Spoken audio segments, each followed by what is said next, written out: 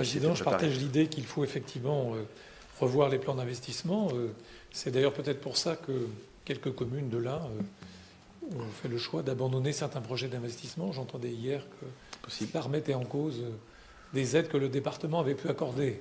C'est la preuve qu'effectivement... C'est aussi quand il y a des changements à la tête des communes. Bien sûr. C'est ça. Voilà. On n'accepte pas le projet du prédécesseur. Ça peut arriver, effectivement.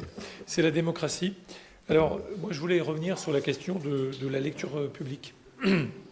Pardon, des écoles de musique, excusez-moi. Dans le sens où vous évoquez effectivement des pactes possibles avec les intercommunalités et donc un financement départemental sous réserve que l'intercommunalité prenne sa part.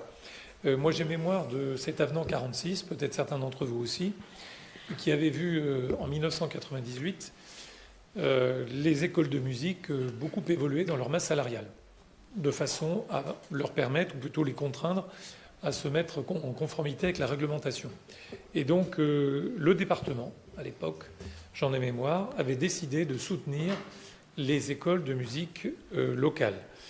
Nous regrettons évidemment que l'an dernier en particulier, cette aide ait été minorée d'un tiers, au moment où effectivement les intercommunalités sont appelées à ce financement.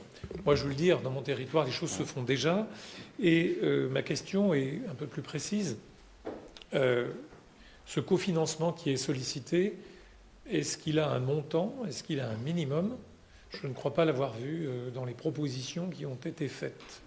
Est-ce que cela sera une déclinaison ultérieure ou est-ce qu'au fond,